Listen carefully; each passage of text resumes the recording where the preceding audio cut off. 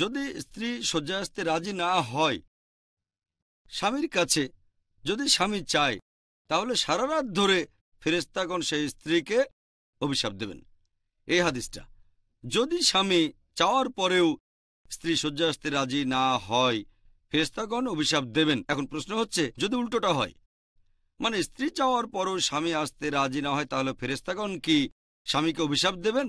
এমন কোনো হাদিস নেই যে স্বামী যদি স্ত্রীর সঙ্গে শয্যায় যেতে রাজি না হয় ফেরেশতাগণ তাকে অভিশাপ দেবেন। তাই বলতে পারবো না এটা সত্যি। তবে আরেকটা পয়েন্ট নিয়ে বলতে পারি যে বিজ্ঞান এখন আমাদের বলে যে পুরুষের যৌন তাড়না মহিলাদের তুলনায় বেশি।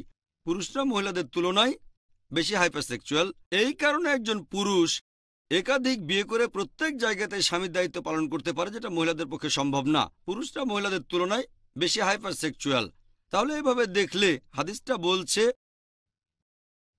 একজন পুরুষ যদি তার চাহিদা মেটাতে চায়, তার স্ত্রী যদি রাজি না হয়, তাহলে ফেরেশতাগণ অভিশাপ দেবেন। আমি এই হাদিসটার সঙ্গে একমত। কারণ স্বামী যদি স্ত্রীর কাছ থেকে চাহিদা মেটাতে না পারে তাহলে সে কোথায় যাবে? পুরুষরা বেশি হাইপার সেক্সুয়াল, আর নিজেকে নিয়ন্ত্রণ করাটা একটা মহিলার তুলনায় পুরুষের বেশ কঠিন। এখন যদি উল্টো ঘটনা ঘটে যে স্ত্রী স্বামীর কাছে চাহিদা মেটাতে চাচ্ছে, স্বামী রাজি হচ্ছে না, কোনো হাদিস বলছে না তাকে অভিশাপ দেওয়া হবে। তবে আরেকটা হাদিস বলছে যে সেরা মুমিন হলো সে যে তার পরিবার এবং স্ত্রীর সাথে ভালো ব্যবহার করে। তার মানে এই লোক ভালো মুমিন না। এছাড়াও নবীজির আরেকটা হাদিসে আছে, যখন তোমার স্ত্রীর সাথে সময় কাটাচ্ছ, তাকে সময় দিচ্ছ, সেটাও পরোপকার। সাহাবাগণ বললেন, ইয়া রাসূলুল্লাহ, এটার মানে কি?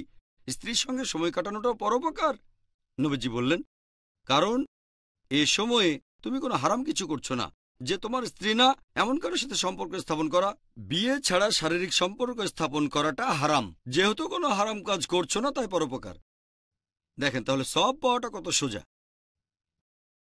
স্ত্রীর সঙ্গে শারীরিক সম্পর্ক স্থাপন করলে স্বামী স্ত্রী দুজনেই সওয়াব পাবেন। এখনকার দিনে সেক্সকে দেখা যায় দুইভাবে। একটা হচ্ছে একেবারে ফ্রি সেক্স, সবকিছু চলে, সমস্যা নেই, সবাই আসতে পারে, সমস্যা নেই, ফ্রি সেক্স, রজনীশ সি বিচে ঘুরে বেড়াবেন ফ্রি। অন্য আরেক দিকে ধার্মিক, মানে নো সেক্স, সন্ন্যাসী হতে হবে। নান, সাধুরা হিমালয়ের গুহায় যান, এটাও সম্ভব না। ইসলাম ধর্মে রয়েছে এই দুইয়ের মাঝামাঝি। এটা শরীরের পাশাপাশি আত্মারও যত্ন নেয়। এজন্যই আমাদের নবীজি বলেছেন জীবন সঙ্গীর সাথে শারীরিক সম্পর্ক স্থাপন করাটাও পরোপকার। চিন্তা করেন, গরিব লোকও উপকার করতে পারে। আশা করি বোন আপনার উত্তরটা আপনি পেয়েছেন।